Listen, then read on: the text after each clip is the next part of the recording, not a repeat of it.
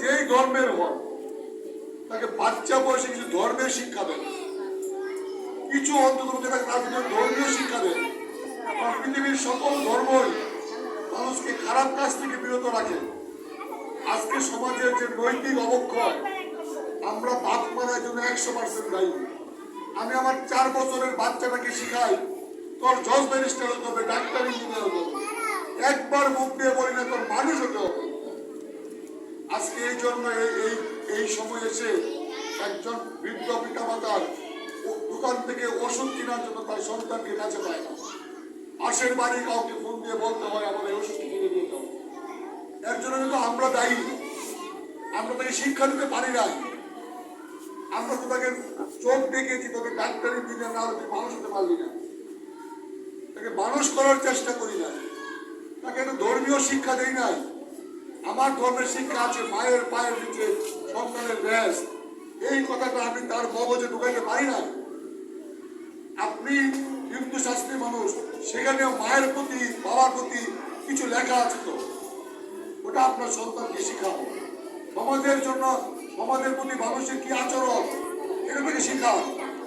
সে যদি ভালো গায়ক হতে গায়ক বানায় দেন, সে ভালো খেলোয়াড় ভালো খেলোয়াড় বানায় দেন, জোর করে ওই শিশুর গাড়িকে চাপাই দিয়ে। পৃথিবী থেকে সবাই যারা বড় হয়েছে সবাই কি ডাক্তার ইঞ্জিনিয়ার জজ ব্যারিস্টারে বড় হয়েছে? কোনো গায়ক কি বড় হয় নাই? কোনো খেলোয়াড় কি বড় হয় নাই?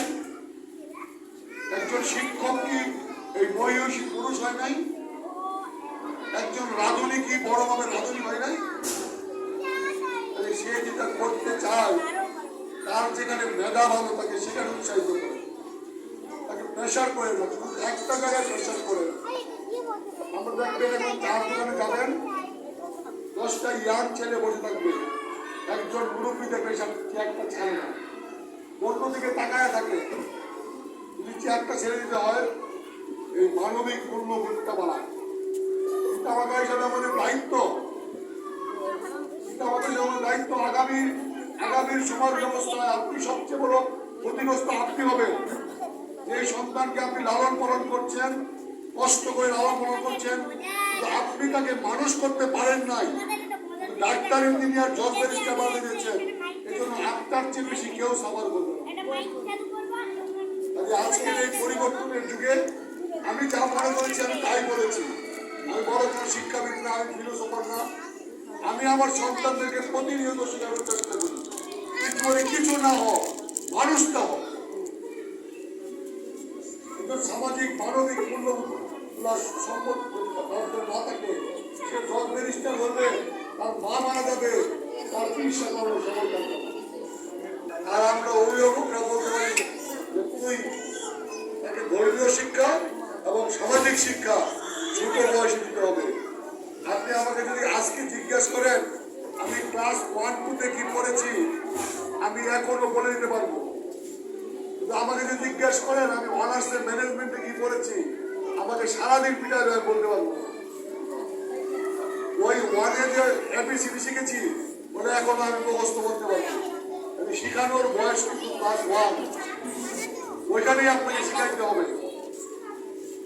পৃথিবীর সব জয় করতে পারলে, ভালোবাসা জয় করতে পারলে, তুমি কিছুই জয় করতে পারবে না।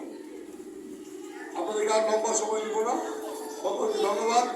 আমি কোনো সময়ই পরিকল্পনা ভাবে কিছু করি না, একটা কাজ আমি খুব পরিকল্পনা ভাবে করছি।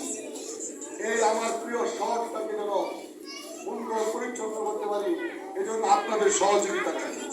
যদি একটা দাবি আপনাদের, আমার অনেক মা বোনেরা এখানে আছেন, দয়া করে ময়লাটা ঢেলে মিলে পাবেন প্লিজ প্লিজ। আমরা অনেক কষ্ট হচ্ছে। একটি ছোট্ট উদাহরণ দিয়ে শেষ করবো। গত পরশুদিন যখন ভারী বৃষ্টি হয়েছে, নিউ কলোনিতে একটা জায়গায় একটা এলাকা ডুবে গেছে, তখন রাত প্রায় 15টা বাজে। আমি ওই এলাকায় ছিলাম, মানুষগুলো ঘুমোতে পারছে না পানির জন্য। আমি তো তাদের প্রশাসক, আমি বাড়িতে ঘুমিয়ে পড়লে মানুষগুলোর প্রতি অবিচার করা হয়। আমি ওখানে থেকেছি, কোনোভাবেই পানি নামতেছে না, আশেপাশে সব পানি নেমে গেছে। আমি একজন পরিচ্ছন্নতা কর্মীকে নামাই, ও ডুব দিয়ে খুঁজে বের করে একটি আমার কুশল এবং বালিশ ওই ড্রেনের ভিতরে। আমরা যখন ওইটি খুলে অনুমতি উপরে উঠিয়েছি, ঠিক 3 থেকে 4 মিনিট ধরে পানি হয়ে গেছে। প্লিজ আমাদের একটু সহযোগিতা করেন। আপনার ঘরটা 2 বার মুছে রাখেন, আপনার ঘরটা 4 বার ঝাড়ু দেন। এই শহরটা তো আপনার ঘর, আপনার বাড়ি। এখানে আপনি বাইরে থাকেন, আপনার স্বামী বাইরে থাকে, আপনার ভাই বোন, আপনার সন্তানরা বাইরে থাকে। ওটা হয়তো আপনার ছোট ঘর, কিন্তু এই শহরটা তো আপনার বড় ঘর। আমরা প্রতিনিয়তই চেষ্টা করছি। এই শহরে এই প্রথম বৃষ্টির মধ্যে হাইওয়েতে পানি উঠে নাই, আমরা চেষ্টা করেছি। এই শহরে প্রথম কোরবানি ঈদে বিকাল 5টার পরে কেউ নাকে হাত দিয়ে ঘুরতে হয়। আমি চ্যালেঞ্জ করে বলতে